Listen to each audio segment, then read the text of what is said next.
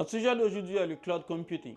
Probablement, ce mot te dit quelque chose. Sinon, pas de panique, je suis là pour te l'expliquer simplement. Mais avant de parler de cloud, il faudrait bien que je vous explique ce qu'est une infrastructure informatique. Pendant qu'on y est, n'oubliez pas de vous abonner et d'activer la cloche de notification pour ne rien rater de nos nouvelles publications. Posons un peu les bases en parlant d'infrastructure informatique. Oui, ça peut sembler technique, mais en réalité, c'est l'ensemble des éléments ou composants indispensables pour que vos applications, vos données et vos processus métiers fonctionnent correctement dans une entreprise ou ailleurs. On y trouve les serveurs. Par exemple, quand vous recevez un ticket de caisse, c'est grâce à un serveur. Il existe bien sûr différents types de serveurs. Il y en a qui gèrent les bases de données, d'autres des applications. Ensuite, le stockage. Toutes les données produites chaque jour par une entreprise sont stockées sur des supports adaptés comme des bandes magnétiques. Le réseau en tant que tel. Le poste de vente, là où tu fais tes achats, doit pouvoir communiquer avec le serveur qui héberge le logiciel qui gère les ventes.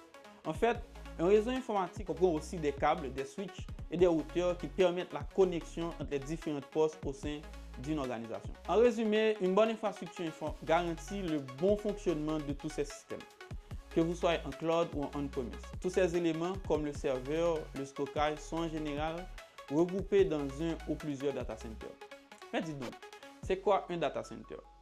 C'est un espace conçu pour garantir la protection et de bonnes conditions d'utilisation qui regroupe des serveurs, du stockage et tout ce qu'il faut pour protéger et gérer les données et les applications de l'entreprise contre les attaques physiques ou les attaques cyber.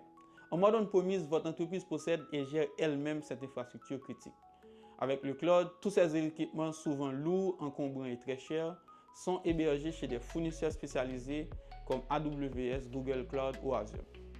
Plus besoin des sommes conséquentes dans la maintenance physique ou la sécurité des lieux.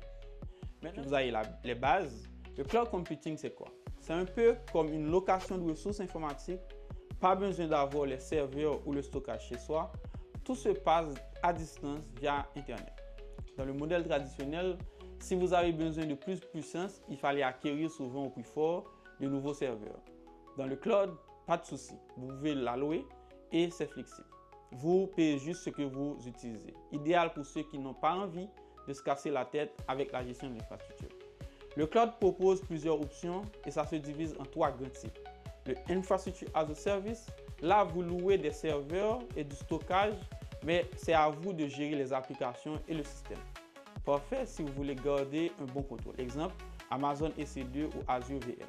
Le Platform as a Service, là le fournisseur vous fournit l'infrastructure et un environnement pour développer et lancer vos applications. Pas besoin de gérer les serveurs ou les mises à jour. Super pratique pour les développeurs. Exemple, Google App Engine ou Azure App Service. Le Software as a Service. Ici, vous utilisez directement les applications via Internet, sans gérer l'infrastructure. Pensez à Google Workspace ou Salesforce. Voyons maintenant les avantages du cloud. Déjà, la flexibilité. En 2 clics, vous pouvez augmenter ou réduire les ressources. Plus besoin de passer des heures à configurer et à brancher les matériels sur le réseau. Le modèle Pay as you go vous évite de dépenser des fortunes d'entrée de jeu. Et la maintenance, c'est pris en charge par le fournisseur. Plus besoin de passer des heures à gérer les serveurs, à faire les mises à jour, etc. Passons à l'on-premise. Là, vous gérez tout en interne. Si vous avez besoin d'un contrôle total sur vos données et votre infrastructure, c'est idéal, surtout dans des domaines sensibles comme la santé ou la finance.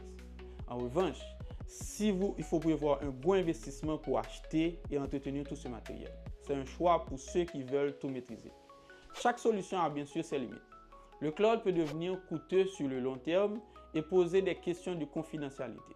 Avec l'on-premise, en revanche, les coûts initiaux peuvent être élevés et il faut une équipe pour assurer la maintenance. Là où le cloud est très flexible, l'on-premise demande plus d'investissement si vous voulez monter en capacité. Prenons des exemples. Une start-up en pleine croissance qui a besoin de flexibilité, le cloud est souvent la meilleure option. En revanche, un hôpital qui manipule des données très sensibles pourrait préférer l'on-premise pour garder le contrôle total sur ces données. Finalement, ça dépend de vos priorités en matière de sécurité, de coûts et d'évolutivité. Voilà pour ce tour d'horizon sur le cloud et on-premise. Le cloud, c'est la flexibilité en un mot et l'économie des coûts.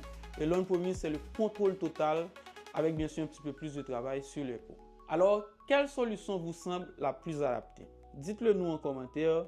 D'ici là, continuez à être curieux, continuez à apprendre et on se retrouve très bientôt. Merci.